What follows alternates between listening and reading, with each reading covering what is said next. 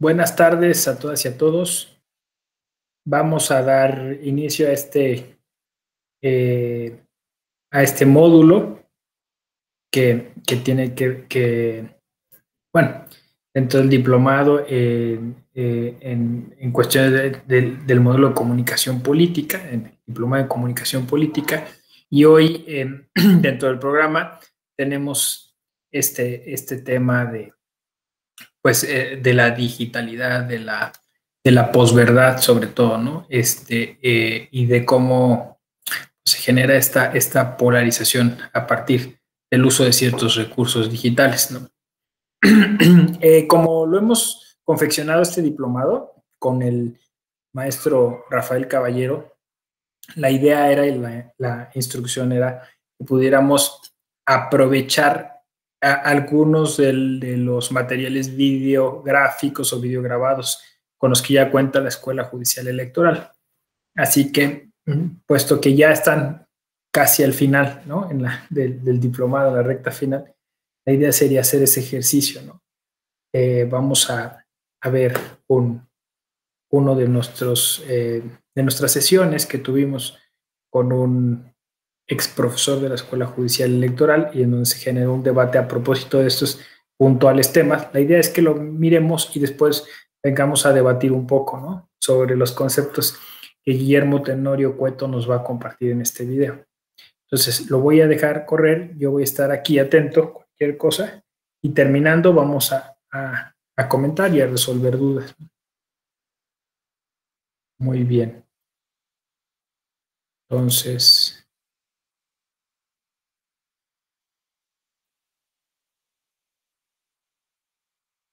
empezamos.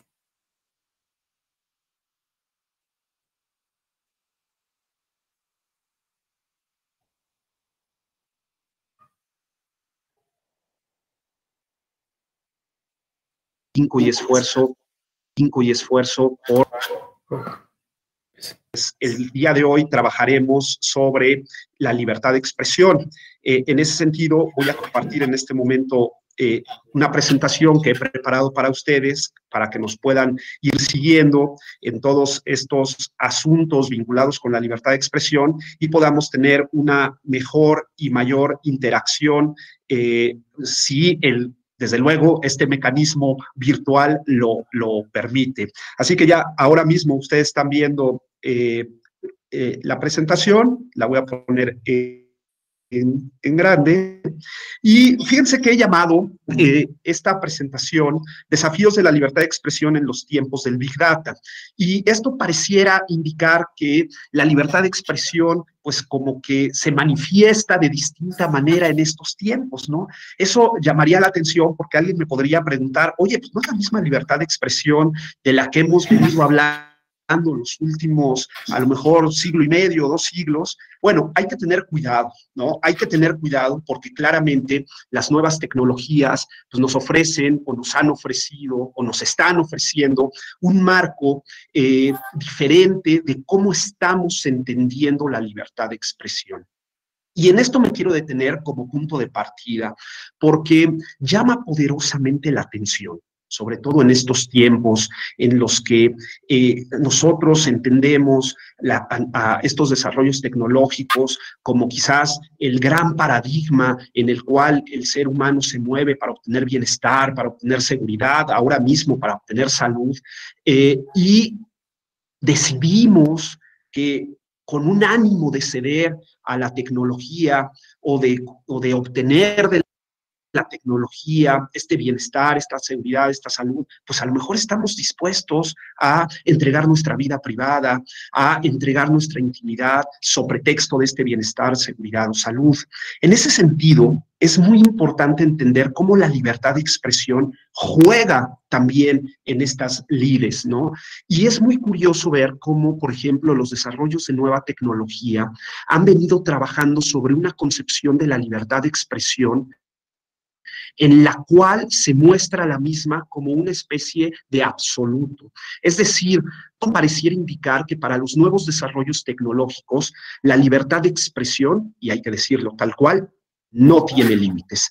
Desde luego, mucha de la gente que seguramente hoy nos está escuchando, que tendrá la formación jurídica, pues estará horrorizada con lo que estoy diciendo, porque claramente a nosotros los abogados se nos enseña desde muy pequeños en la carrera, que toda libertad viene acompañada de responsabilidad, y esa responsabilidad va a suponer límites a las distintas libertades. Es decir, cuesta muchísimo trabajo entender que una libertad se plantee de manera absoluta. Es más, en el argot cotidiano, a una libertad planteada de manera absoluta le llamamos libertinaje. Pero fíjense que pasa algo muy curioso. Con motivo de la libertad de expresión y con estos nuevos desarrollos tecnológicos, estamos teniendo una especie de efecto péndulo en distintas latitudes y en distintas circunstancias de lo que está ocurriendo con la libertad de expresión. Pues en algunos contextos, pongo muy particularmente el tema de la nueva tecnología, se presenta una libertad de expresión de manera absoluta. Y así hay que decirlo, no hay otra. La libertad de expresión planteada de esta manera, como lo que ocurre en materia de redes sociales, redes de contenido, redes informativas, en los temas de discurso violento, en las claras invasiones a la vida privada, al honor y a la propia imagen, y desde luego en las famosas fake news que tan de moda se han puesto en nuestros días, pues suponen un ejercicio de la libertad de expresión de manera absoluta. Se concibe la libertad de expresión de manera absoluta. Y en ese sentido, pues hay que tener muchísimo cuidado, porque cuando nosotros nos referimos a que la libertad de expresión se está planteando de esta manera, hacemos suponer que no hay otro derecho que pueda a lo mejor competir con la libertad de expresión, que en un ejercicio de ponderación, cuando se propone la libertad de expresión de esta manera, no hay otro derecho que sobreviva. Es más, estoy seguro que buena parte de ustedes, cuando escuchan algún medio de comunicación referir a los límites de la libertad de expresión, inmediatamente traen a colación el temido tema de la censura, ¿no? Claro, porque pensémoslo de esta manera. Cuando nosotros posteamos algo en Facebook de otra persona, lo que estamos diciendo es: mi libertad de expresión es más fuerte que tu derecho a la vida privada y por eso puedo hablar de tu vida privada. En los famosos casos y trágicos casos de pornovenganza, de sexting, lo que hay detrás es un dicho al concebir la libertad de expresión como que esta libertad que me alcanza para meterme con tu intimidad, ¿no? Para publicar cosas de tu intimidad. Ya ni se diga, por ejemplo, lo que sucede con el discurso violento. Cuando tenemos ejercicios de discurso violento, como por ejemplo el que estamos viendo en la pantalla, pues lo que tenemos es una expresión en la cual pues, un determinado grupo dice: oye, la libertad de expresión me alcanza inclusive para desordenar lo público, inclusive para agredir a la autoridad, inclusive para agredir al otro, inclusive para agredir a otros grupos que piensan distinto a mí. ¿Por qué? Porque considero que la libertad de expresión es un absoluto y no hay límite que se me pueda poner. Lo mismo sucede con estos trágicos casos que ponía hace unos minutos, ¿no? En donde ahora, pues, este ejercicio de la libertad de expresión con los menores de edad, pues, supone un ejercicio totalmente abusivo, en donde la privacidad o la intimidad o el respeto al interés superior del menor queda, al parecer, sobajado por esta concepción absoluta de la libertad de expresión. Y esto ha traído como consecuencia, como ustedes ven en pantalla, el nacimiento también de estos discursos provocadores, violentos, agresivos, que buscan entender una libertad de expresión absoluta y en donde han construido redes de contenido a través de lo que sucede en las redes sociales, contactando el odio, manifestando el odio y, ojo, accionando el odio en contra de determinados grupos. Y todo en función de ¿qué? De esta absolutización de la libertad de expresión. Por otro lado, en una especie de efecto pendular, tenemos la otra cara de la moneda. Ejercicios de libertad de expresión. Claramente estamos hablando aquí de sistemas no democráticos en los cuales pues la tentación de la censura es notable y en donde pues la extinción de los espacios públicos, la extinción del diálogo, de la opinión es notable. Pero ojo, la censura empieza a colarse poco a poco, lentamente, también en estos sistemas democráticos. Y en ese sentido, pues tenemos vivos ejemplos de lo que sucede en algunos sistemas de corte democrático con estos ejercicios del gobierno de menospreciar, de menoscabar, de insultar al ejercicio periodístico, un amedrentamiento sistémico por parte de los encargados del gobierno, de los titulares del Ejecutivo, que claramente oscilan hacia o son partidarios de solamente tener voces afines, por supuesto, descartando y menoscabando las voces contrarias o las voces disidentes. Desde luego también en este otro lado de la balanza tenemos las ponderaciones judiciales inexactas, en donde pues se privilegia a lo mejor el beneficio del poder político en lugar de beneficiar los estándares internacionales en materia de libertad de expresión. Y, por supuesto, estas limitaciones arbitrarias a la libertad de expresión que en ocasiones provienen de los poderes fácticos. Claramente, en algunos países, no necesariamente el ejercicio de estas limitaciones proviene del gobierno, sino que proviene de otros poderes, como puede ser la delincuencia organizada o factores de poder que pretenden menoscabar la libertad de expresión. Este es un escenario que trata como que de reflejar en qué terreno nos movemos. Un ejercicio que ha tratado de equilibrar justamente este asunto de las amenazas contemporáneas a la libertad de expresión son los famosos derechos de las audiencias que claramente en algunos países han tenido una mayor repercusión, pero que en otros han quedado como un repertorio de buenas intenciones. Con este marco, no me quiero detener mucho en esto para entrar ya a los problemas concretos, con este marco de actuación, pues podemos ya ir acotando y aproximándonos al por qué, que sería la segunda pregunta, ¿por qué los seres humanos en los sistemas democráticos hemos construido esta idea de absolutización de la libertad de expresión? Y es que fíjense que existen dos formas de aproximarnos a la libertad de expresión. Por un lado, las famosas aproximaciones maximalistas, que es de las que hemos venido hablando, que hacen que la libertad de expresión se constituya como un fin en sí mismo y a la cual no se le pueden poner límites. No despreciemos estas aproximaciones porque, como ya les adelantaba, prácticamente toda la nueva tecnología está puesta en esa idea de la maximización de la libertad de expresión. Y les voy a poner un caso para que lo concreten y lo vean de manera muy simpática con algo muy cotidiano.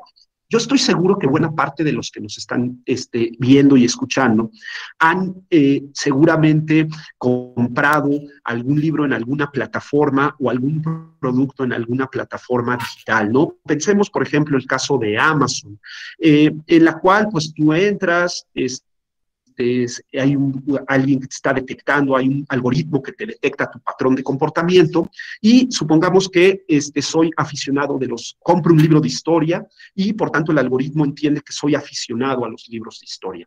Piense cómo a partir de ese patrón de compra en realidad está revelando parte de lo que yo soy, parte de mis gustos, parte de mis aficiones. Cuando yo segmento y predigo tu comportamiento sobre tu siguiente visita a Amazon, lo que estoy entendiendo es que me apropié de un dato que proviene de tu intimidad, de tu privacidad, y ahora estoy prediciendo cuál va a ser tu comportamiento. Esa apropiación de ese dato, de ese comportamiento, en realidad parte de una idea tecnológica de que a la libertad de expresión no se le pueden poner límites y por eso tengo el derecho de predecir tu comportamiento.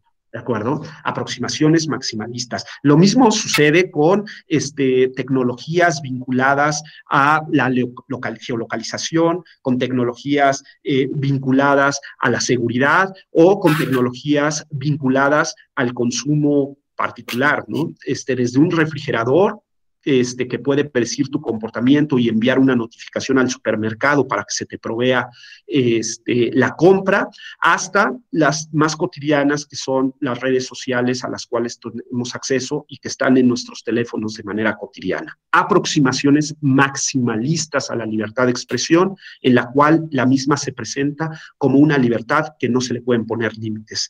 Desde luego, existe la contra, que son las aproximaciones instrumentalistas, en las cuales, a diferencia de las anteriores, partimos de una libertad de expresión en la cual puede existir límites a la misma. Y para ello se entiende que la libertad de expresión pues está inmersa en un contexto y que cumple una función social para distintos fines particulares, como ustedes lo están viendo en la pantalla. Desde luego, vivos ejemplos de esta absolutización, no solamente la tenemos que buscar en la nueva tecnología, sino obedece a toda una cosmovisión, a todo un paradigma vinculado con esta nueva forma de comunicación. Así tenemos desde Facebook, Charlie Hebdo, Wikileaks, TV Notas, hasta el medio de comunicación o la tecnología que ustedes me propongan. Lo que tienen en común todos estos medios comunicativos es que parten de esta idea absoluta de la libertad de expresión. Desde luego que esto no es gratuito. Desde luego que esto obedece a unas causas claramente identificadas, históricas, y quizás el gran problema de todo esto se origina justamente en una famosísima teoría llamada el libre mercado de ideas, en la cual se potencia fundamentalmente que todas las ideas deben inundar el mercado y que no se pueden establecer limitaciones a priori. Es decir, una limitación a priori significaría taparme la boca. Que yo quisiera platicar con ustedes y que alguien me tapara la boca, no me permitiera expresar libremente lo que yo pienso, no me permitiera expresar de manera adecuada lo que quiero decir. Es decir, el discurso no inunda el mercado.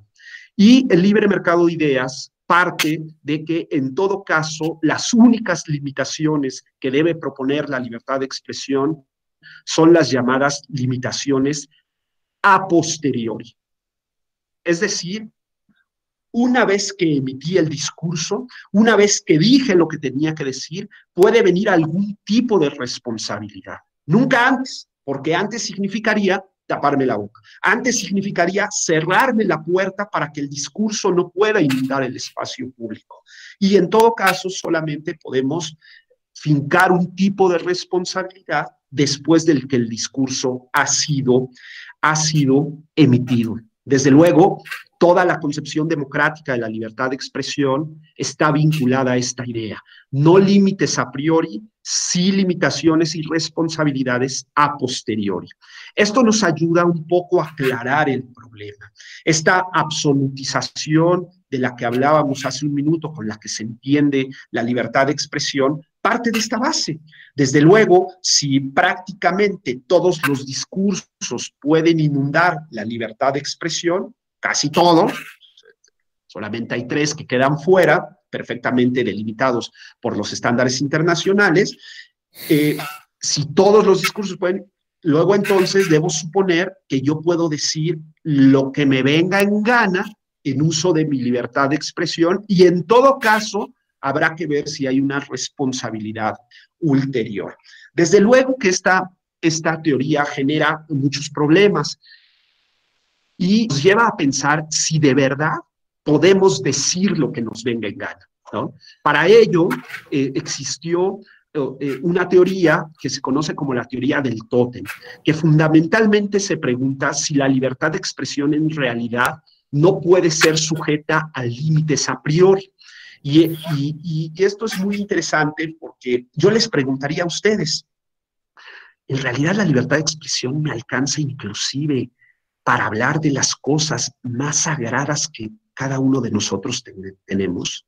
Es decir, que yo puedo mancillar, insultar, menospreciar, agredir lo más sagrado que tú tienes. Y esa es la teoría del tótem. La teoría del tótem, como ustedes se acordarán, los tótems, como verán en la imagen que estoy presentando, los tótems en las culturas precolombinas del norte de América tienen un simbolismo sagrado. Y este simbolismo sagrado supone que nadie puede hablar del tótem, nadie puede expresar situaciones divergentes al tótem, nadie puede proponer el quebrantamiento del tótem.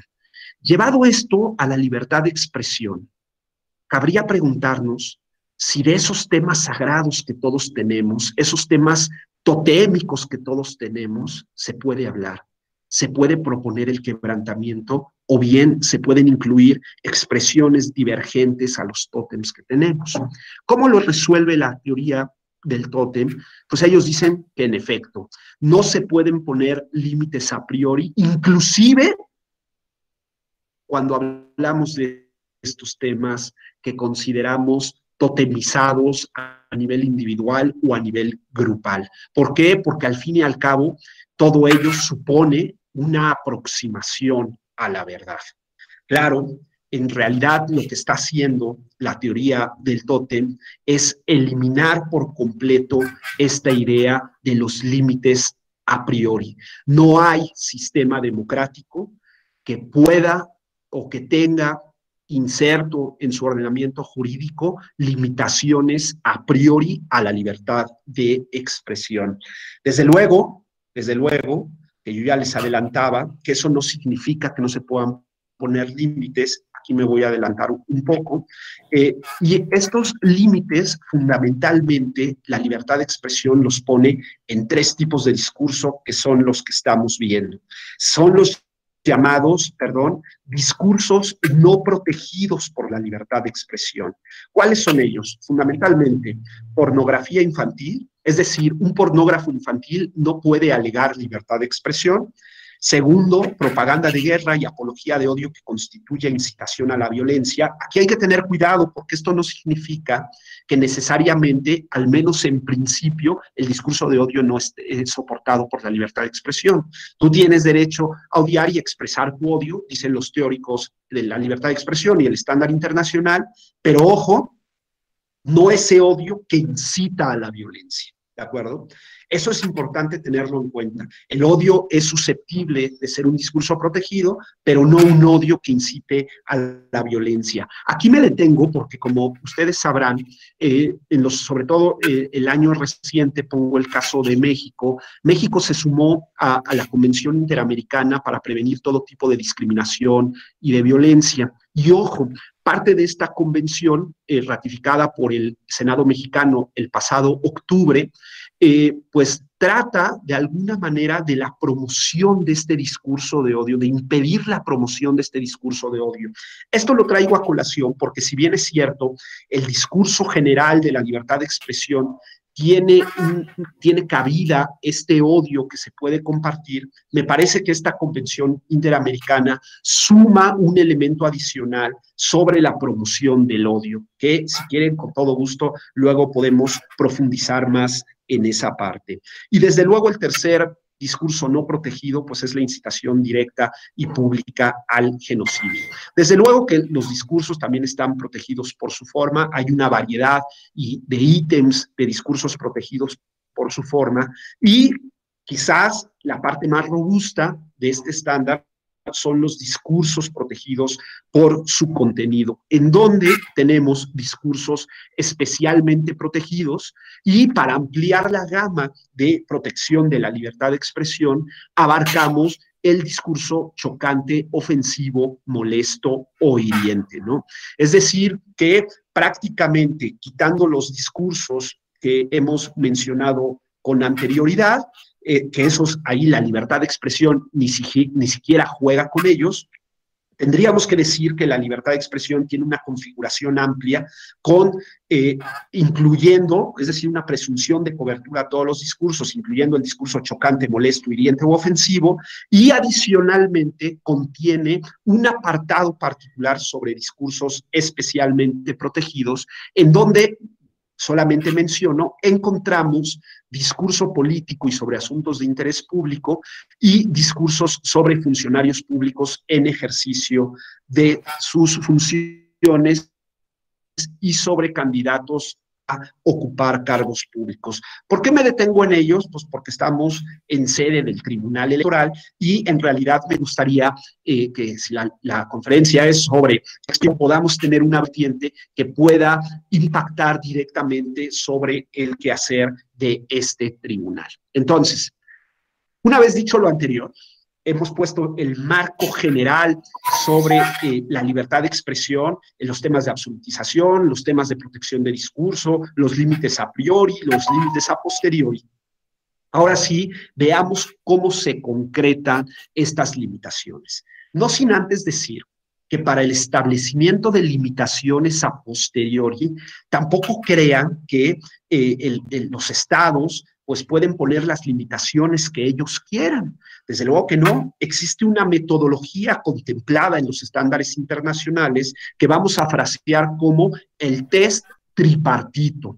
Es decir, que si esta metodología para el establecimiento de limitaciones no se cumple a cabalidad, esta limitación que proponga el Estado en cuestión, pues será desproporcionada y violará la libertad de expresión. En ese sentido, estas limitaciones que vamos a hablar a continuación, pues lo que buscan es justamente actualizar este test tripartito para hacer proporcional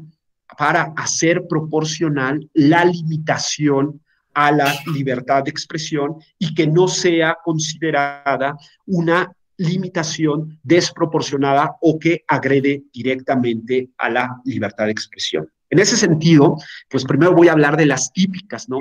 Pues no voy a hablar de todas, porque sin lugar a dudas el Tribunal Electoral ha tenido un trabajo vastísimo en materia de libertad de expresión, ensanchando a la libertad de expresión, en algunos casos poniendo limitaciones muy claras y muy definidas para proteger derechos de terceros.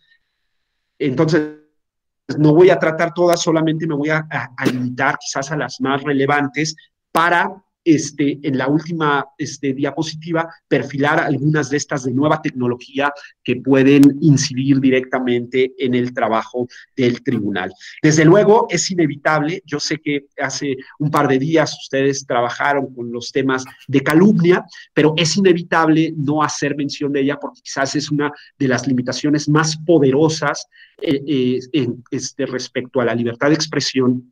Y es una en la que me gustaría detenerme en función de los alcances de la misma limitación. ¿Por qué? Pues porque el tema de difamación, el tema de calumnias y en general el tema de injurias es un tema que se ha catapultado de tal suerte con el advenimiento de las redes sociales, que hoy, por ejemplo, es necesario reconceptualizar a lo mejor el derecho al honor, los alcances del derecho al honor, pero sobre todo las afectaciones radicales al derecho al honor.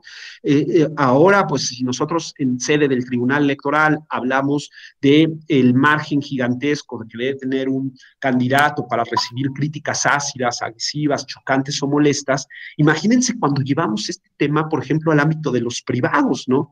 Claro, la libertad de expresión en estos tiempos que vivimos encuentra uno de sus principales puntos de ataque justamente al honor de las personas, ¿no? Desde luego, como ustedes lo ven en la diapositiva, pues sabemos que difamación y calumnia son cosas distintas, ¿no? Sabemos que la difamación supone un ejercicio de difusión de la información cierta o falsa de una persona, pero que daña su vida privada, que daña su honor o que daña su propia imagen. No importa que sea cierto o falso, simple y sencillamente que está involucrando su vida privada. Y sabemos, por ejemplo, que la calumnia, pues, es la difusión de una información que atribuye la comisión de un delito a una persona que no lo cometió. Y para ello, fíjense que hay un caso muy interesante que el Tribunal Electoral ha trabajado, que tiene que ver con este periodista que se llama Joaquín López Dóriga, ¿no? Es un fallo que a mí me parece paradigmático, en donde justamente el tribunal logra sentar un estándar muy importante en materia de vida privada, honor, propia imagen y sobre todo, fundamentalmente sobre todo, respecto al alcance de las actividades públicas de una persona pública. Este caso lo traigo a colación porque, ya que estamos hablando de la libertad de expresión en términos del Big Data, en tiempos del Big Data, déjenme decirles que el contenido material del fallo del tribunal pues nos ha servido muchas veces para explicar cómo estas personas públicas pues también gozan de un derecho a la vida privada, también gozan del derecho al honor, también gozan del derecho a la propia imagen, y que sus actividades públicas en realidad es lo que nos interesa a todos. Esas no actividades públicas, las no actividades públicas de las personas públicas, pues son completamente irrelevantes. Y casos como el que estoy ahora poniendo en pantalla, pues se replican fundamentalmente en cualquier escenario de las redes sociales, en donde en muchas ocasiones tenemos a personas públicas afectadas directamente en su honor, en su vida privada, en su propia imagen, respecto a actividades que no son públicas y que no son del interés público. Por eso he traído este ejemplo que me parece relevante a partir de un spot propagandístico que hace el Partido de la Revolución Democrática sobre este personaje. Desde luego, pues las típicas limitaciones que ha puesto el Tribunal Electoral sobre el tema de símbolos o expresiones o alusiones religiosas. Ahí les dejo en la presentación todos los casos que pueden ser interesantes y, desde luego, pues los temas de violencia, ¿no? Claramente, pues claramente sabemos que ha habido limitaciones en materia comercial, por ejemplo, que no se pueden utilizar símbolos comerciales, en materia de menores, ¿no? El famoso caso de Yagüi, ¿no? En el cual se establece un criterio de que pues, los menores pueden participar en la propaganda electoral, siempre que venga con el consentimiento de los padres, pero me quiero detener en este segundo caso, que es el tema de violencia. Desde luego que el tema, ya yo adelantaba el tema del discurso de odio, pero aquí hay que sumarle este discurso de violencia, ¿no? En donde, pues, el Tribunal Electoral, pues, ha sentado un precedente muy interesante que establece también una limitación a la libertad de expresión, es decir, la libertad de expresión no te alcanza para contener expresiones que induzcan a la violencia, ¿no? A partir de un caso en donde pues se logran ver, ahí les dejo la liga para que lo puedan observar, en donde se puede ver un hecho pues terrible de violencia que refleja un poco la realidad de nuestro país y en donde pues la muestra gráfica de la violencia, pues es lo que de alguna manera sanciona el tribunal, ¿no? Un caso también paradigmático y muy interesante. Desde luego, pues hay limitaciones vinculadas al derecho a la información, a la actividad periodística, ¿no?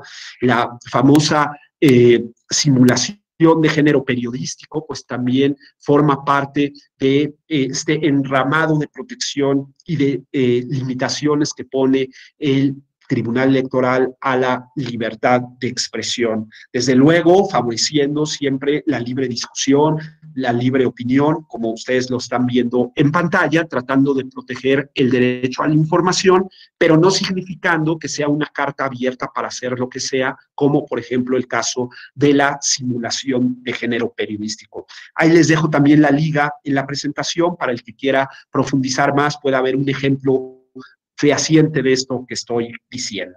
Y ahora sí, llegamos al punto que quería llegar, ya pusimos como que un marco de casos ahí interesantes en los que el Tribunal Electoral ha puesto limitaciones y ya llegamos por fin a nueva tecnología, ¿no? Caso polémico, reciente, interesante, profundamente interesante por todas las implicaciones que tiene, pues es justamente el famoso caso del retweet, ¿no? Que en este caso, pues estoy seguro que buena parte de los que nos están escuchando conoce este caso porque es muy reciente, es apenas del año 2018, en el cual, con motivo de la elección presidencial pasada, pues se crea un spot propagandístico que se conoce como el spot No lo dejes manejar, en donde todo pareciera indicar que hay una persona de edad con su hija y en la cual, pues,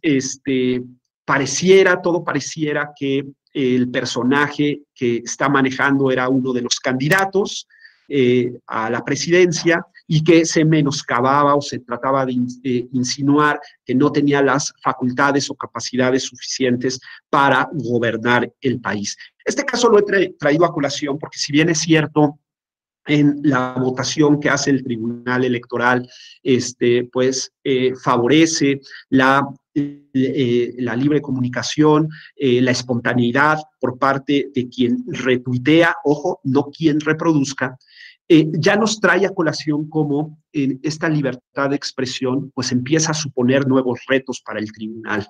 En este caso, pues explorar la naturaleza propia del retweet, explorar si en realidad cuando nosotros compartimos una información, no estamos siendo copartícipes del material del tweet original, no estamos colaborando con ese acto que pues daña la honorabilidad, daña a la vida privada, daña la imagen de una persona, cuál es la naturaleza esencial o el contenido informativo del compartir información, si solamente es un acto espontáneo o no, y por supuesto el tema de la viralización de la información, en donde esta viralización pues ya hoy juega un papel medular respecto a la persona que comparte la información, aunque no la produzca, pero que la está compartiendo y que permite o colabora fundamentalmente con la difusión del mensaje.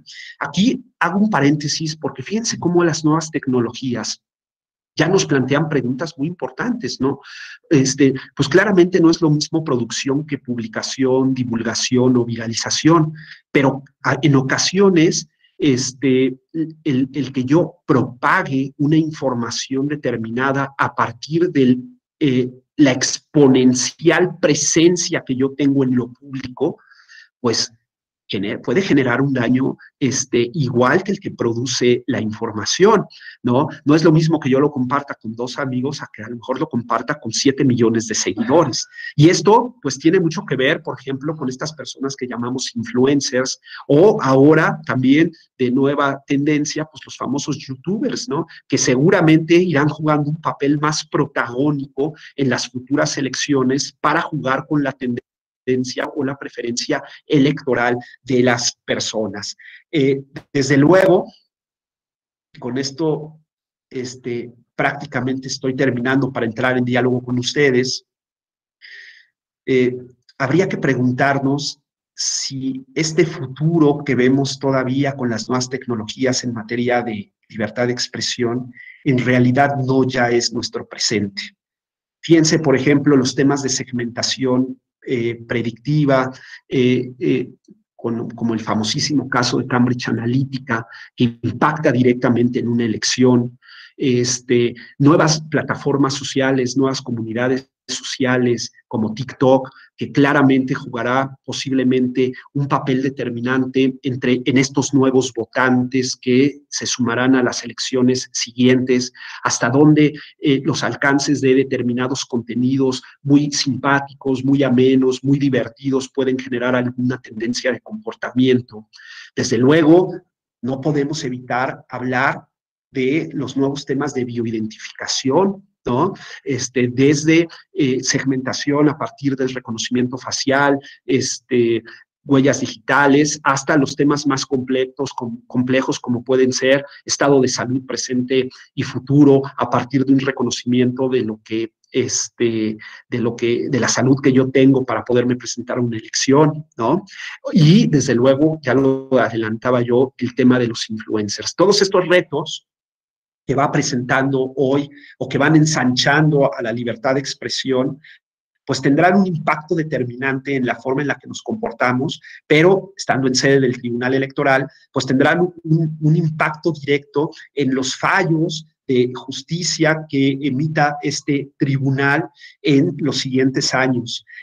Sin lugar a dudas, el Tribunal Electoral pues, ha tenido fallos relevantísimos en materia de libertad de expresión y estoy seguro que conforme vayan llegando nuevos casos que tengan o que versen sobre estas nuevas formas de comportamiento, pues tendrán que hacer un trabajo minucioso para entender la naturaleza de la nueva tecnología, para entender la naturaleza de la libertad de expresión y poder jugar con todos estos elementos para impedir que se entienda que la libertad de expresión nos alcanza para todos sin ningún tipo de responsabilidad. Y con eso, queridos amigos, quedo a su disposición para preguntas. Me encantaría que pudiéramos a lo mejor tener algún pequeño diálogo en estos minutos que tenemos adelante y preguntas que yo pudiera resolver con todo gusto. Muchas gracias por su atención. Excelente, Guillermo, y una disculpa que te hicimos correr, ¿no? Porque sentía yo que es tanta la información y los matices y las líneas que se van abriendo, porque justo daría para una conferencia el asunto de la privacidad, ¿no? Y de esto que decía sobre pues cómo la biotecnología va a el reconocimiento facial, y por otro lado está todo otro tema vastísimo sobre las fake news y la posverdad, que nos llevaría a un montón de otras cosas, pero sí comparto contigo todas estas preocupaciones, porque creo que efectivamente terminarán impactando en el derecho electoral, y es que además, pues muchos, como ya hacías mención de Cambridge Analytica, que ya desapareció, pero bueno, surgieron otros nuevos despachos, pues están con estas técnicas de neurolenguaje, por ejemplo, ¿no? De las que hace mención Byung-Chul Han en la psicopolítica, cómo eso luego pues termina por dar al traste a las libertades y a nuestro derecho a estar informado, por lo que ya hacías mención, el TikTok, cómo me parece bien interesante cómo va a jugar un papel en esto, ¿no? Y cómo hay una delgada línea en lo que tú mencionabas, ¿no? Entre este libertinaje informativo que se puede, porque por otro lado estamos aspirando a una sociedad del conocimiento, ¿no? Que donde se comparte de manera libre y transparente este conocimiento, pero pues eventualmente ahí hay quien lleva la batuta, tiene más recursos y medios para poder manipular la información. En ese sentido nos hacen unas preguntas bien interesantes. Mira, Ale Tello, profesora investigadora de la Escuela Judicial Electoral, te pregunta si la ley Olimpia, esta ley que tiene que ver con el sexting, podría considerarse, como lo han mencionado algunos críticos, como populismo punitivo. ¿Cuál es tu opinión al respecto? ¿Quieres que te haga varias muy bien, muchas gracias, José. Vamos una a una, si quieres. Órale, va, adelante. Fíjate que esto que mencionas antes de entrar a la pregunta sobre la segmentación predictiva o los algoritmos predictivos, prescriptivos, es fundamentalmente la tendencia. No hay forma de que lo detengamos y en prácticamente toda nuestra realidad cotidiana la segmentación está presente. Quien lo quiera negar, pues está viviendo en otro mundo, está fuera de este mundo, y en materia electoral, pues el caso de Cambridge Analytica fue un ejemplo interesante que pues, nos dejó a todos de alguna manera muy atentos al tema, pero hoy no podríamos entender una elección sin que los partidos políticos, los candidatos, no jueguen con estas herramientas de segmentación para perfilar a su electorado con mensajes muy determinados. Es un tema que me parece que tarde o temprano llegará al Tribunal Electoral y me encantará ver el fallo del tribunal sobre este tipo de asuntos. Sí, desde luego que el tiempo es un ingrato y es un tirano, pero pues ni modo, es lo que hay y sobre eso tratamos de construir algo que al menos pueda dejar alguna inquietud para todos los que nos escuchan. Y ya entrando directo a la pregunta, no, desde luego es muy interesante la problemática que se presentó con el tema de la famosa pornovenganza, que para los que no lo conozcan, pues es fundamentalmente la difusión de videos íntimos de personas que significan, o que fueron producidos por las mismas personas con sus parejas sentimentales y que luego de una ruptura, pues estos videos se sacan a la luz, se difunden por Facebook, por Twitter, por redes sociales, por mensajes de WhatsApp y que definitivamente han producido muchísimo dolor, muchísimo sufrimiento a las personas que se han enfrentado a este tipo de casos, ¿no? Y pues la respuesta, me encantó este tema del populismo punitivo, pues la respuesta pues ha tratado de venir vinculada a la legislación penal en la cual se habla inclusive de una violencia digital de género, ¿no?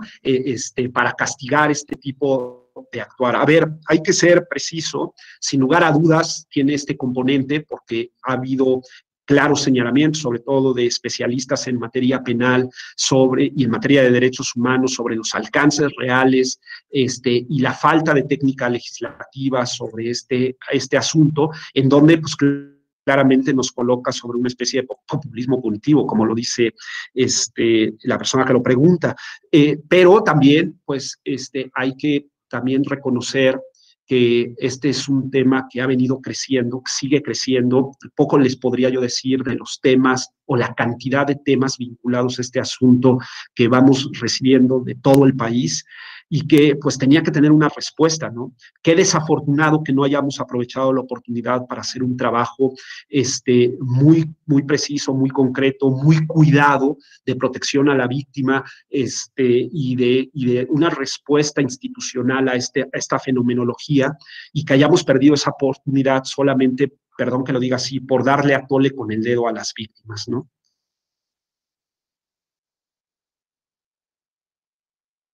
Muy bien, pues estás muy felicitado en redes sociales, y vamos a ir campechaneando preguntas de las redes con las de los profesores de la Escuela Judicial Electoral.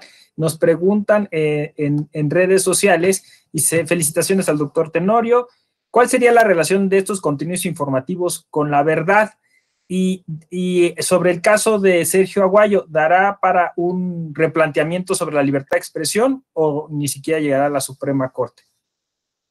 Bueno, el tema de la verdad es un tema, ¿no? Porque como sabemos, los teóricos del libre mercado de ideas, que son los precursores de todos estos temas que estamos hablando, sí tenían como una idea clara de que la libertad de expresión sirve fundamentalmente para el descubrimiento de la verdad.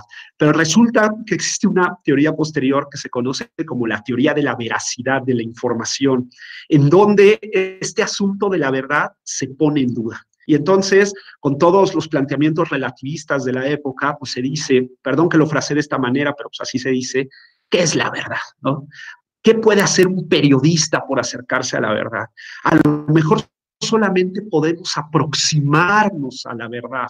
Y a ese estándar se le conoce como el canon de veracidad. Es decir, que impide o de alguna manera rompe con la idea de que todo aquel que manifiesta algún tipo de información tenga que describir la verdad. Lo que se exige es una aproximación a la verdad. Es decir, manifestando este canon de veracidad, ¿no? Desde luego, esto tiene implicaciones muy fuertes en términos de opinión, ¿no? Claramente abre la puerta para que todos podamos opinar de lo que sea sin que tengamos un tache o un acierto respecto a un canon de veracidad. ¿Por qué? Pues porque si todas las ideas juegan y lo más que puedo yo hacer es aproximarme a la verdad, pues yo entro al mercado de ideas diciendo lo que me venga en gana sin que nadie me pueda decir si es verdadero o no. Espero que los que nos estén oyendo vean las consecuencias de esto, ¿no? O sea, yo hoy mismo podría decir una cosa descabellada que a la larga podría consensuarse con todos los que nos están escuchando y eso ponderarlo como una especie de verdad, ¿no? Consensuada. Pero bueno, esto quizás tendríamos que tener una sesión particular para hablar de este tema.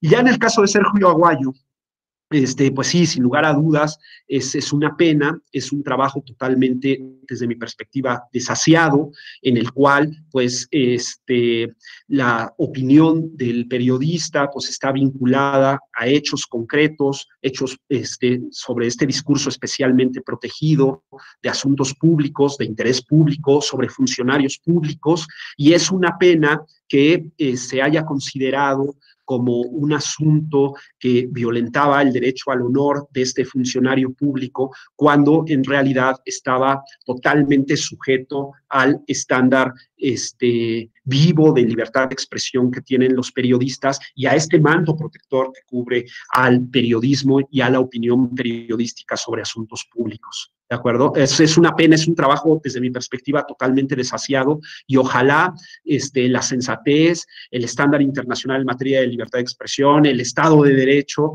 gane y pueda salvaguardarse la integridad periodística de Sergio Aguayo. El doctor Pérez de los Reyes, quien te manda saludos, pregunta si tendría que haber pues sanciones, me imagino, más duras para los servidores públicos que manipulan, esconden, trafican con la información de los particulares. Uy, esa es una gran pregunta y desde luego cuando hablamos sobre todo de información confidencial, hay que recordar que en materia de vida privada, o esta vida privada, una de sus vertientes tiene que ver con la autodeterminación informativa que se concreta fundamentalmente en la protección de datos personales, que en el ámbito de lo público llamamos información confidencial.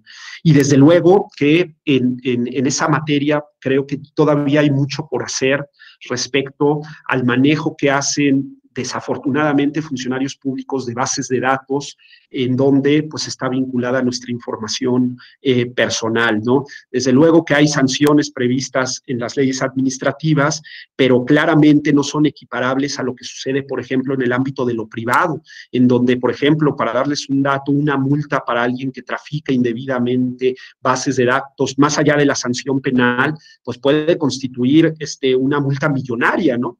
Y en el ámbito de lo público, pues si bien es cierto, hay responsabilidades de corte administrativa, también es cierto que es totalmente desproporcionado con este otro ámbito. Así que, no, totalmente de acuerdo, doctor. Me parece que ahí hay un camino largo por recorrer en materia de sanciones para poder salvaguardar la información personal. Pensemos, por ejemplo, en la información que ahora se genera en los hospitales con los pacientes enfermos del COVID y que de repente algún funcionario público dijera, uy, tengo una base de datos maravillosa que puedo vender y comercializar en donde yo quiera. Pues, menudo problema, ¿no? Pues desde luego que tendríamos ahí tenemos como Estado que reforzar las sanciones para este tipo de funcionarios que trafican, al fin y al cabo, con nuestra vida privada. Y yo creo que una última, porque ya nos está comiendo el tiempo, nos pregunta también profesor investigador Rubén Becerra, ¿considera relevante la aplicación de un criterio aritmético para determinar actualizado el discurso de odio en las redes sociales? Es decir, ¿basta con el hecho de que se acredite en una ocasión la conducta o lo relevante es el auditorio? Uy, esa es una pregunta muy compleja porque evidentemente este tema del discurso de odio pues también obedece a muchos matices. Yo insisto, o sea, el tema del discurso de odio en sí mismo es un discurso protegido, ¿no? Por la libertad de expresión, al menos en origen. O sea, perdón que lo fraseé en esta manera y espero que los aficionados a la América no se ofendan, pero yo puedo decir odio a la América, ¿no? En plan simpático, en plan coloquial, y tengo derecho a decirlo, y tengo derecho a expresarlo, tengo derecho a pensarlo y a manifestarlo. Claramente, el tema del discurso de odio, como se está planteando en la pregunta, estoy seguro que no va en ese sentido. Se está planteando sobre esta red de odio que se crea.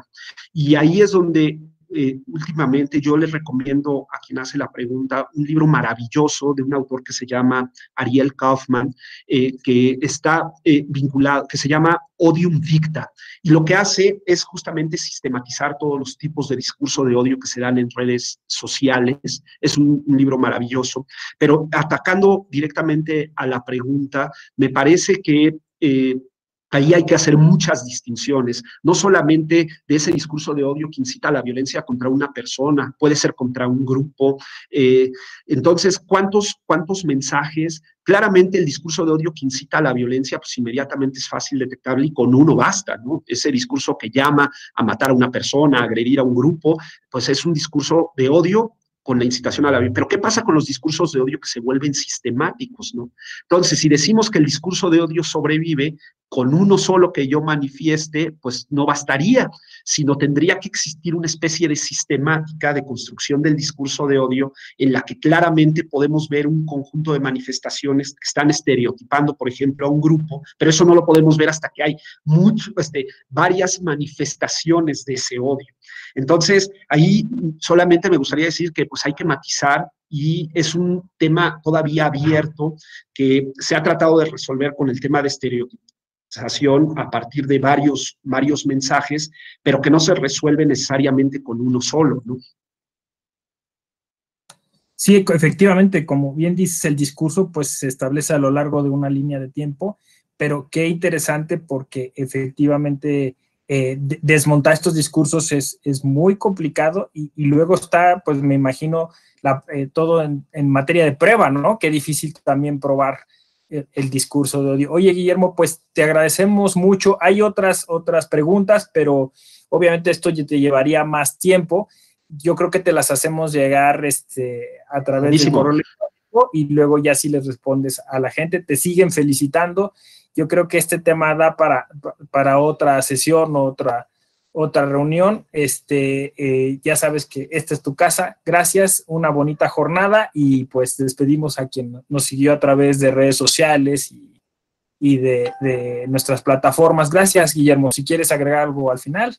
Muchas gracias a todos. Siento haber comprimido tanto la exposición, pero bueno, al menos lo importante es aquí dejar detonantes y que podamos estar hablando de estos temas de manera cotidiana. Este es un tema que nunca hay que dejar, ¿no? Muchas gracias al Tribunal Electoral, José Ramón, gracias y a todos los que nos vieron y escucharon y se animaron a preguntar algo. Con todo gusto, yo en la medida de lo posible voy contestando sus preguntas. Bueno, pues despedimos transmisiones. La Escuela Judicial Electoral está abierta. Sigan todas nuestras actividades. Estamos trabajando para ustedes. Muchas gracias.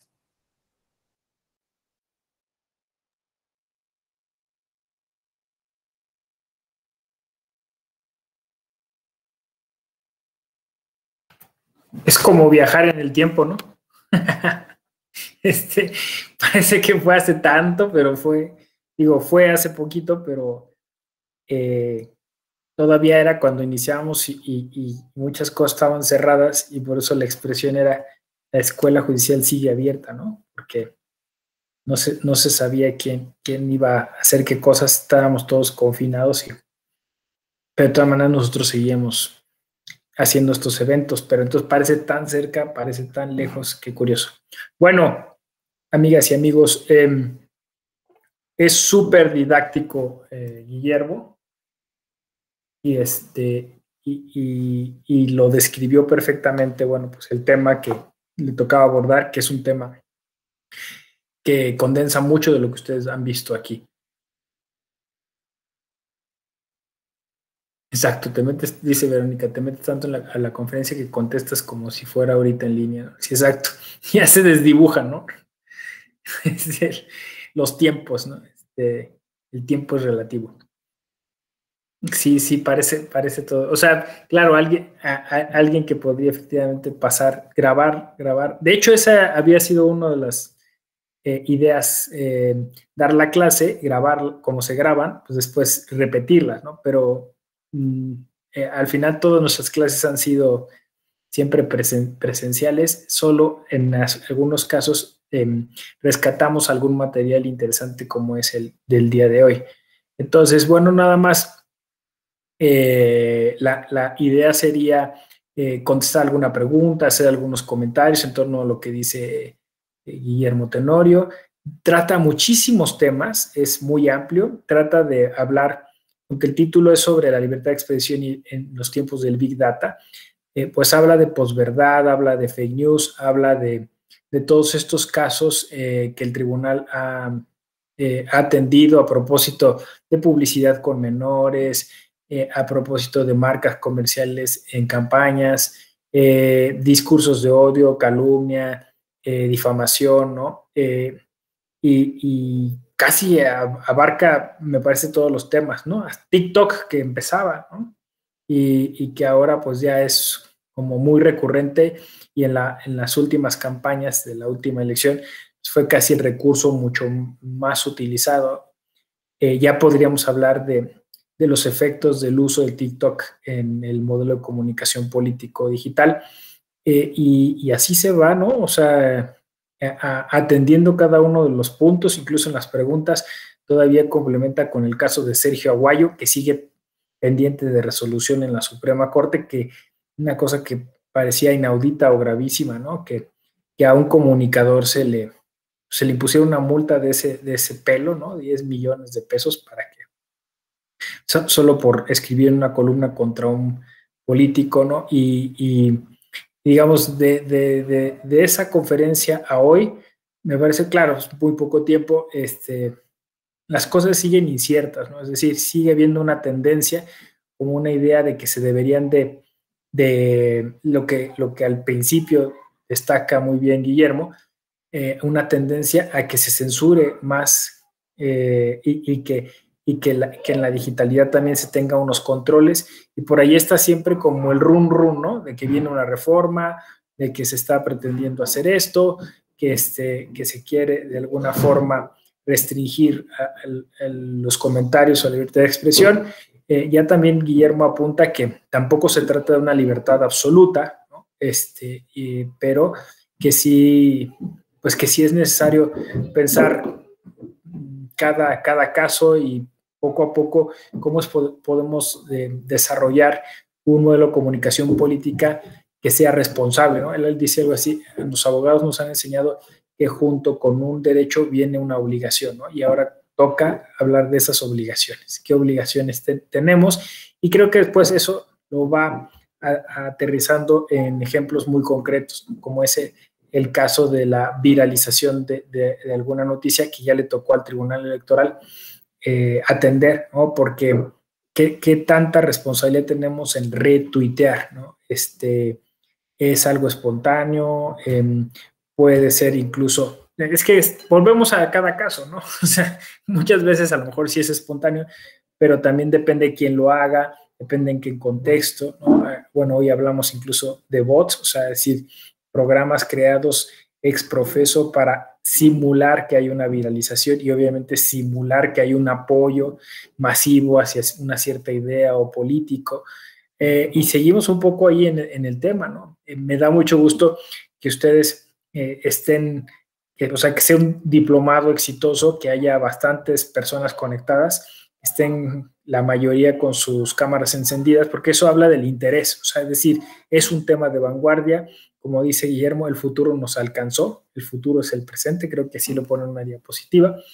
Y entonces ustedes son, digamos, la punta de lanza, como se dice coloquialmente, de estos temas, ¿no? O sea, la idea es que de aquí, pues hay que escribir, hay que manifestarse, hay que pensar, y hay que generar en el ámbito personal y después en el profesional algunas acciones para revertir estas tendencias que van en los dos polos, ¿no?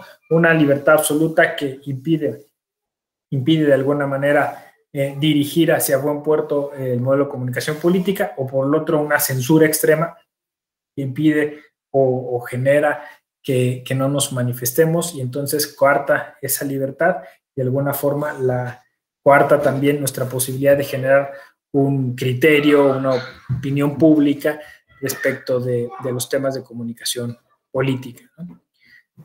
Entonces, preguntas que quieran ustedes, temas que quieran tocar a propósito de lo que dijo Guillermo. Socialicemos, ¿no? Lo que dijo Guillermo. Noemí, adelante.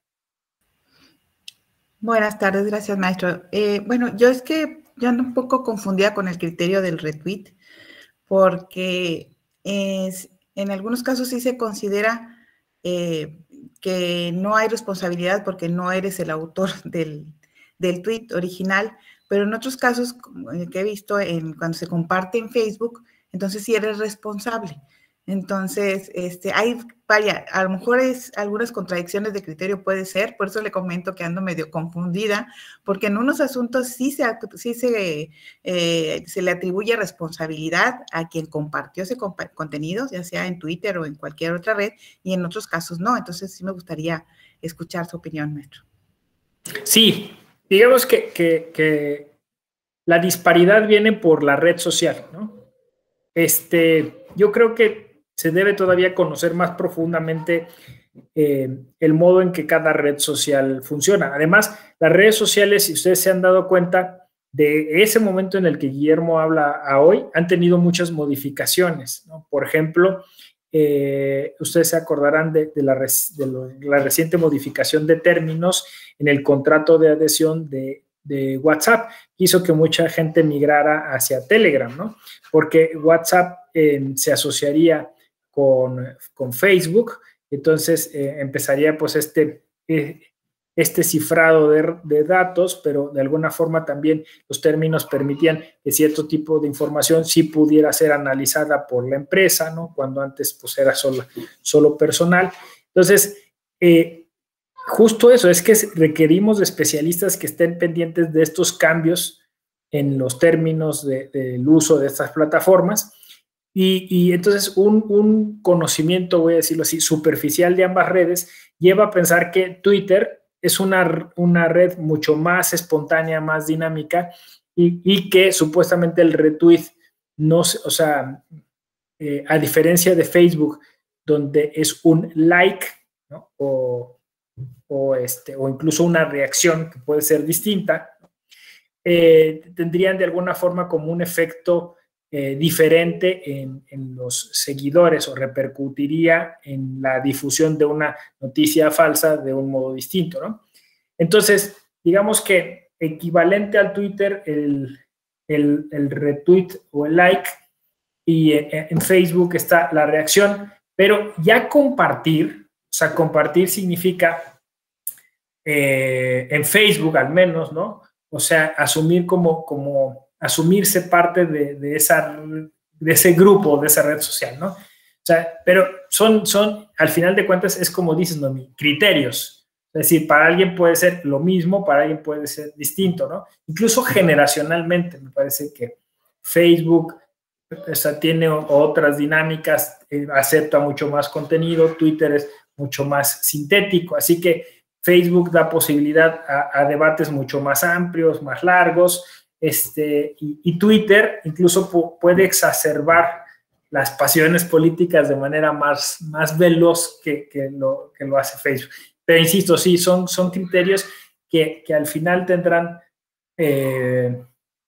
pues, que no voy a decir que homogeneizarse, pero sí que considerar las circunstancias, porque también depende de quién lo haga, ¿no? Es lo que decía Guillermo, es lo que, o sea, no, pues, si es una figura pública, si es alguien que está en campaña, o si es alguien que justamente está tratando de denostar a alguien que está en campaña, pues obviamente sí tiene un impacto. Y yo creo que cada caso, el tribunal o las salas tendrán que analizarlo para ver si cumple o no con los requisitos de la sana competencia, ¿no? De la sana equidad en la campaña y todos estos principios que ha creado la sala superior. Pero fíjense lo que son las cosas, ¿no? Nos estaban diciendo unos analistas que Facebook y Twitter están a punto de quedarse rezagados, ¿no? Frente a las nuevas redes sociales. Entonces es posible que en la siguiente campaña ya no sea, o sea, hay una generación, la más joven, la que está justamente por votar, la que va a votar, que Facebook y Twitter no las tienen en el radar, ¿no? Es Instagram sobre todo, y TikTok, ¿no? Entonces, estamos como 10 pasos atrás, ¿no? Estamos ya revisando esto y ya los jóvenes se están moviendo hacia otro lado, ¿no? Es un tema bien dinámico, como decía constantemente Guillermo, ¿no? Es que la tecnología, decía, ¿no? La tecnología nos está rebasando, nos está llevando a retos tremendos, ¿no? Un poquito de eso. Mitch. Gracias, doctor. Buenas tardes a todas, a todos. Sí, nada más para comentar un poquito lo que está diciendo Noemí. Sí ha sido todo un problema este cambio de criterio o esta posible diversidad de criterios que hay sobre la responsabilidad en redes sociales. Antes de ese criterio de Javier Lozano, el REP 638-2018, no se distinguía si era un retweet o era una publicación propia. Lo único que se tenía que analizar, o al menos analizábamos en la sala especializada, era si podíamos vencer la presunción de espontaneidad del contenido de la red social, fuera cual fuera, para ver si con eso ya podíamos establecer una responsabilidad. Sin embargo, sí hay criterios contradictorios, porque salió este 638, más adelante la propia sala superior confirma una sanción a una persona que en periodo de veda retuitea y se hace ahí propaganda electoral en periodo prohibido, pero aquí hay una característica y yo creo que es lo que tenemos que ir analizando caso por caso. La sala superior ha dicho que en periodo de veda todas las conductas son con un escrutinio más estricto. Es decir, si esta publicación ese retweet hubiera sido unos días antes del periodo de veda, no se hubiera sancionado. Pero como fue en periodo de veda y el periodo de veda es como sagrado, ahí sí se sanciona, ¿no? Pero también tenemos otro caso de Tepeojuma, que es una sentencia en la que un servidor público retuiteó información acerca de él. Ahí en la sala especializada le impusimos la responsabilidad a ese servidor público sobre ese retweet, porque era información que él conocía sobre sus acciones.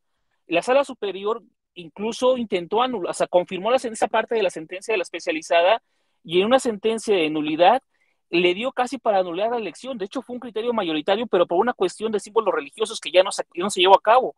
Pero el proyecto original era sobre este mismo caso anular porque y era la responsabilidad sobre un retweet y se hizo el análisis ahí de que era diferente al caso de Javier Lozano.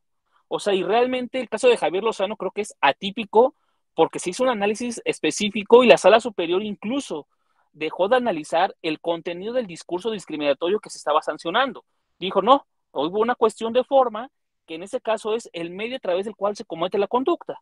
Y sí, al final, como dice bien el doctor José Ramón, al final estamos en criterios.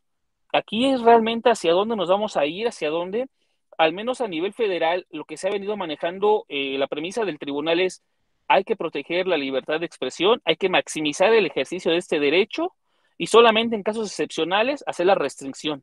Y de ahí es que es muy difícil con ese criterio de analizar cuándo surtimos o cuándo superamos la presunción de espontaneidad. Y por eso es que tenemos que hacer el análisis, como nos lo marcó la propia sala superior, es fíjense quién es el sujeto, fíjense el contexto del mensaje en el que se emite y cuál es el propio contexto del mensaje que están emitiendo para ver si sí tenía esos fines electorales o no. Yo creo que hasta ahí es donde podemos ir analizando y como bien dice, tenemos un problema, al menos de la conferencia que estábamos viendo, hay un problema. La segmentación, o al menos que se hablaba de segmentación, era antes de que cambiaran las políticas también de Facebook. Antes Facebook no prohibía o no tenía reglas específicas para la contratación de propaganda. Y es que también hay que distinguir eso. En redes sociales se puede difundir pautas, que es propaganda pagada, y se pueden difundir los mensajes que no se pagan y que también versan sobre temas políticos. Y al menos la segmentación, cuando es propaganda pagada, sí la podíamos distinguir, ¿no? La sala especializada tuvimos desde 2018 algún criterio en el que vimos ahí casos en los que había propaganda que era con segmento de edad, segmento poblacional, qué tipo de personas, o sea, realmente sí había todo ese tipo de situación y sí se llegaba a hacer ese análisis, pero fueron casos muy aislados, porque con propaganda que no es pagada, eso no lo podemos hacer, no sabemos a quién. Incluso hubo otro caso de Puebla, de Miguel Barbosa, que una hora antes de empezar las campañas difundió su propaganda en redes sociales. Y ahí fue la gran discusión. En una hora, ¿influye o no influye el acto anticipado de campaña?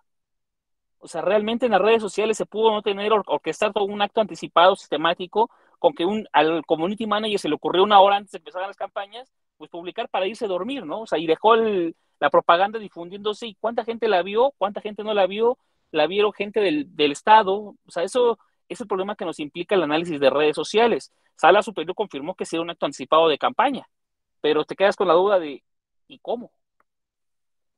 Y aquí le dejo. Sí, exacto. ¿Con qué pruebas, no? O sea, ¿cómo le hizo, no? Para saber. Claro, y eso requiere de un montón de conocimientos técnicos y de un tratamiento multidisciplinario, ¿no? Del asunto, ¿no? Para ver si efectivamente tuvo un impacto. Sí, casos concretos, mirar el contexto, quién lo dijo, en qué medio lo dijo, ¿no? O sea, ese es el camino, ¿no? Complejo porque, claro, quisiéramos tener criterios más sólidos, más, más estandarizados, pero, insisto, las redes sociales, cada una tiene unas características y quien está en esto, pues se va encontrando el modo, o sea, y seguro van a encontrar otros modos en otras plataformas que ni nos imaginamos, ¿no? Mirna, adelante. Hola, doctor. Buenas tardes a todos. Bueno, a mí en lo personal este diplomado me ha generado demasiado conflicto, muchas dudas, diferentes posturas y así. Pero bueno, yo lo del derecho a la privacidad y contra la libertad de expresión siento que es un tema muy complejo. A lo mejor aquí en materia electoral, pues sí, estoy de acuerdo en que debe de prevalecer la libertad de expresión y que los actores políticos, pues sí deben de ser un poquito más tolerantes. Pero en otros ámbitos sociales creo que el derecho a la privacidad también debe de, como que tiene más peso. Pero bueno, independientemente de ello, ahorita me surge, bueno, desde hace unos días me ha surgido la duda de que entonces cuando haya alguna inconformidad en internet, en redes sociales, se tiene que presentar una queja, pero ¿a cuántas quejas se van a exponer los tribunales por la cantidad de gente que abarca y la extensión del internet y de las redes sociales? O sea, me parece como que también en esta parte va a llegar el momento en que estén rebasados los tribunales, ¿no? Por tanta queja. Entonces, yo digo, bueno, ¿cuál podría ser una solución o qué es lo que se puede hacer? Porque siento que es demasiada invasión, no sé. Entonces, no sé, son muchas incógnitas que me surgen, la verdad. Gracias. Sí, gracias, Mirna. Yo por ahí, si se acuerdan, cuando trato este tema, lo trato desde la ética digital, ¿no? O la ética digital electoral o la ética electoral digital, que incluso me tocó escribir un artículo sobre ello un poquito pues, para ir pensando, ¿no? Porque efectivamente creo que no se trata de, o sea, que sí hay una sobreregulación, ¿no? Y que esto genera una inflación, ¿no? Entonces, o sea, al rato, o sea, es decir, y de qué dimensión y qué color puedes poner, porque a lo mejor el color está afectando, ¿no? O las palabras dentro del neurolenguaje, o el modo en que lo colocaste, ¿no? O sea, eso por lo que hace digamos, a lo físico, ¿no? Pero en lo digital todavía, y si trae algo subliminal, o si la canción, o si no sé qué, ¿no? Entonces, como dices tú, no alcanza la justicia, no alcanza el derecho para atender todo eso, entonces por eso digo que es la ética. Sugerí alguna vez lo que dice Guillermo, ¿no? Una especie de ombudsman, de ombudsperson, de oficina, de asociación, algo que tenga que ver con el derecho de las audiencias electorales, ¿no? O sea, en distintos momentos, ¿no? Ya se viene una campaña, pues órale. Entonces, hay un grupo de expertos, de expertas que está revisando la información, ¿no? Y entonces la está verificando, está diciendo esta es verídica, esta está bien, esta es cierta, esta está generando una viralización no adecuada, esta está siendo ofensiva, y no para censurar, sino simplemente como derecho de las audiencias, ¿no? O sea, es que, pues, informe, pues es tanta cosa que yo no sé, ¿no? Y no, como dicen, no se da abasto y a veces incluso ya no da tiempo, como nos decía Mitch, ¿no? O sea, ya salió, ya afectó, ya tuvo su impacto, ¿no? O sea, incluso aunque una noticia, aunque sea falsa, tiene un impacto inmediato, ¿no? En un sector que va a votar con un vicio en la voluntad porque se le engañó, ¿no? Entonces, yo creo que la solución está en eso, ¿no? En la sociedad civil organizada que empiece a encontrar los mecanismos para poder verificar esa información, para evitar el dedo fácil, ¿no? Del like y compartir, ¿no? Y entonces ser mucho más responsables, porque si no, entonces nos volvemos cómplices de toda esa desinformación, de esa infodemia, ¿no? Entonces, yo es lo que veo, o sea, que junto al derecho tiene que haber toda una especie de alfabetización digital, de cómo utilizar esos recursos, esos medios, y claro, esto también va para que partidos políticos, candidatos, se autocertifiquen, o sea, yo voy a jugar limpio, yo no voy a hacer una campaña cochina, ¿no? Yo voy a hacer, o sea, un poquito así. Esa ha sido mi idea, o sea, apoyarlo desde ese ámbito. Noemí, adelante. Perdón, no. Sí. No, bueno, para cerrar la idea, quería, bueno, no sé, yo creo que lo ideal sería también, yo creo que impartir cursos de ética. Bueno, yo tomé el diplomado, me pareció excelente, pero a veces siento, cuando veo las redes, siento que la mayoría de la gente no tiene ética o que no sabe ni qué es eso y que también es un problema. Tal vez una solución, apoyando esa idea, sería también que los tribunales, las autoridades electorales, pues obligaran también a los actores políticos a involucrarse un poco más en el tema de la ética. Gracias, perdón. No, al contrario, es que traía la réplica de Noemí porque como Mitch le contestó, entonces Noemí y la dejé como la postergué, ¿no? Para que hablaras, y ahora me imagino que tiene ese entusiasmo, ¿no? Pues de contestar. Sí, gracias, Mirna. Adelante. Gracias, doctor. No, está muy bien el comentario de Mirna, muy adecuado. Bueno, me queda claro con lo que comentaba usted, doctor, lo que comentaba Mitch, en el sentido de que depende del caso. Por ejemplo, en los asuntos de violencia política, en razón de género, obviamente que hay un criterio más estricto y que pudiera entonces sí determinar que se actualiza una falta, aun cuando cuando el contenido no sea propio, sino haya un retweet o haya efecto de compartir ese contenido en un espacio de Facebook, pudiera ser que pudiera considerarse como que se actualiza la falta, en este caso en violencia política. Y por otro lado, bueno, ya en otro tema, sí resulta contradictorio que si bien es cierto, hay un reclamo generalizado por parte de algunos actores políticos en relación a los costos de la democracia de las elecciones, como ahorita lo ponía en este dato, creo que fue Mitch el que lo puso, lo de las gran cantidad de procedimientos sancionadores, o a ver, de quejas, sí era Mitch, de 800 quejas en la Ciudad de México. Esto, pues, se quiere regular y mantener a salvo el ejercicio de los derechos humanos en general, y por otro lado, pues sí requieres de especialistas que se encarguen de eso. Entonces, en materia electoral, necesitas gente que esté de tiempo completo, porque no pueden ser contratados en periodo electoral, ¿no? O en periodo en proceso electoral, perdón.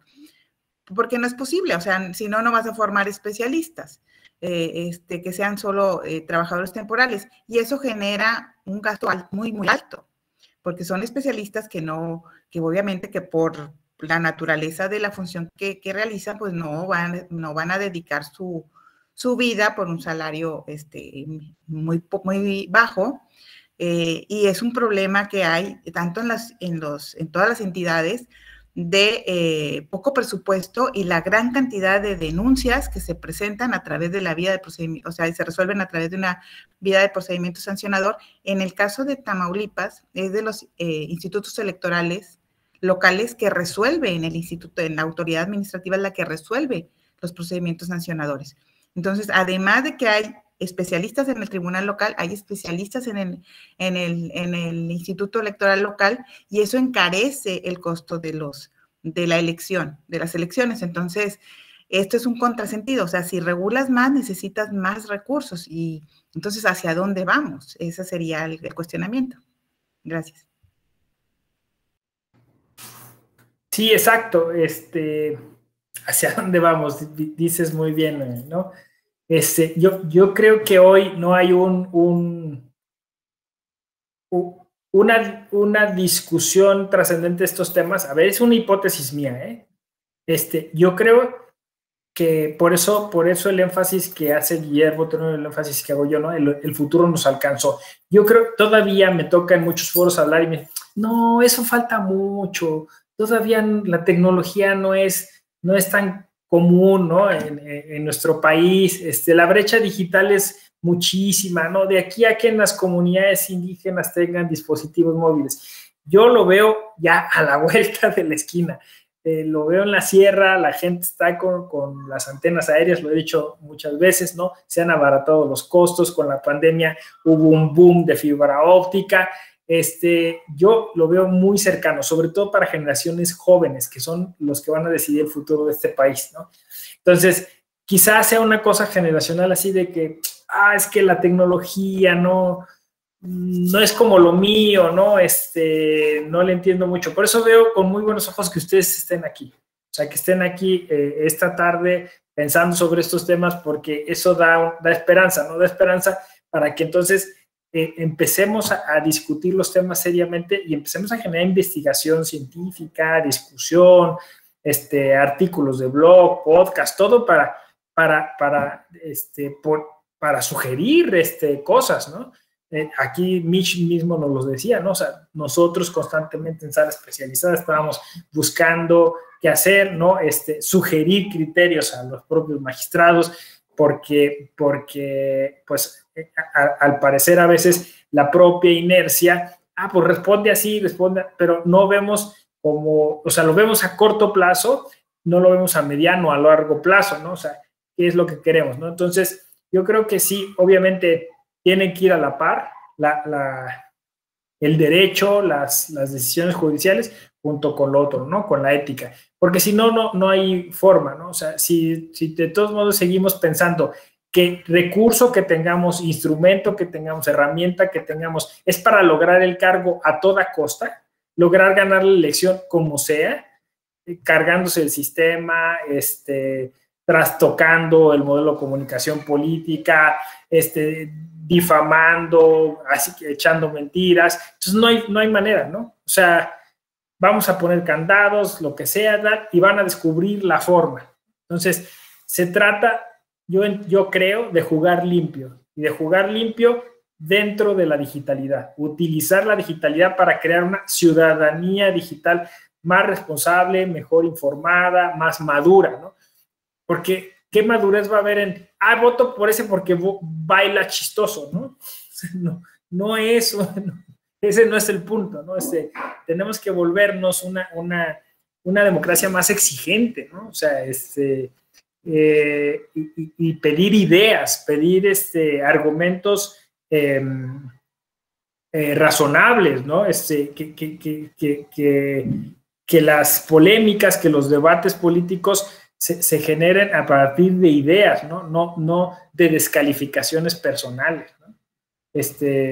O basadas en falacias ad personam, ¿no? Como se hace muchas veces en lo que llaman los teóricos y las teóricas campañas negativas. Entonces tenemos que pasar hacia otro modelo de comunicación política, me parece, en el cual esté sí o sí transversalizada la ética. Esa es mi propuesta. Así es. Bueno, ¿alguna otra pregunta, intervención, comentario? ¿No?